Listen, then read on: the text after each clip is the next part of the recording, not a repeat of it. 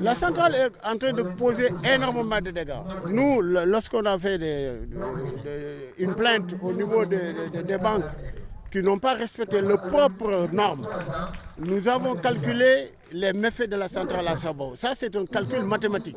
Mais aujourd'hui, la réalité dépasse les calculs que nous avons faits. Parce que la centrale, actuellement, est en train de polluer de manière extrêmement dangereuse sans même respecter les normes. Je prends l'exemple, par exemple, des cendres. Les cendres devaient être versées à la Sococim, mais actuellement, ils sont en train de le verser à même le sol.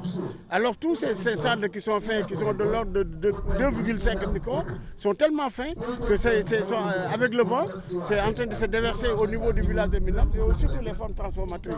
Et en même temps aussi, il y a ce que l'on appelle les eaux de process.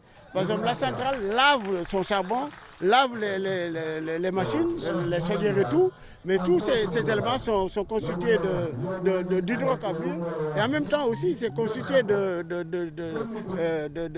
métaux lourds comme le plomb, le cadmium et tout ça. Alors ils ont versé tous ces éléments en dehors de la centrale pour les verser sur le site de Khelcom où l'on fait des produits alimentaires. Donc tous ces produits ont été, disons, infectés. Et lorsque nous avons fait les analyses sur un laboratoire qui a les normes européennes, qui est le laboratoire d'analyse d'essai de l'École supérieure polytechnique, on a constaté que le taux d'hydrocarbures était à 1440 microgrammes par litre. Alors que la normale, au niveau de la norme NS 05062 du Sénégal, c'est 50 microgrammes. Vous voyez le dépassement. La centrale est construite à l'intérieur de Khelcom, d'où la nécessité de voir comment on va cohabiter. Nous, on sait qu'on ne peut pas cohabiter avec la centrale. Déjà, nous commençons à subir les dégâts.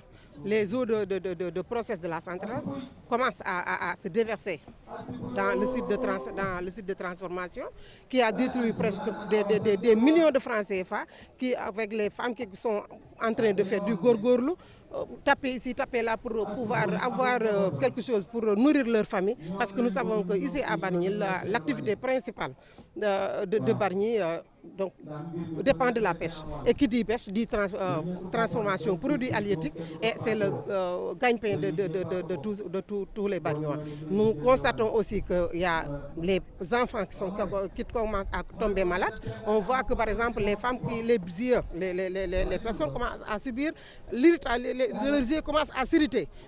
La bouche aussi commence à s'irriter et on n'a jamais connu cela. On commence aussi à sentir qu'il y a beaucoup de tuberculose ici à Bargny. On commence à sentir des maladies pulmonaires ici à Bargny. Donc on craint pour notre lendemain. On l'a toujours décrié. On est en train de le décrier et on va continuer aussi à décrier l'installation de cette centrale.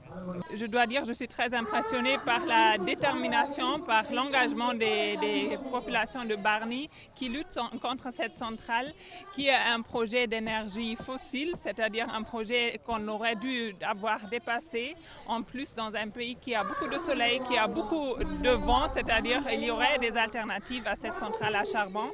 En plus que le Sénégal même n'a même pas du charbon, ce charbon doit être importé de l'Afrique du Sud.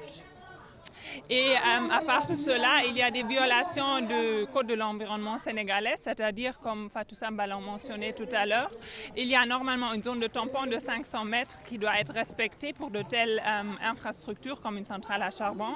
Mais il y a les femmes transformatrices qui travaillent tout près de la centrale. Il y a des habitations, des lotissements à l'intérieur de la centrale, c'est-à-dire ni l'État du Sénégal, ni les banques qui ont financé ce projet ont respecté le droit d'environnement sénégalais.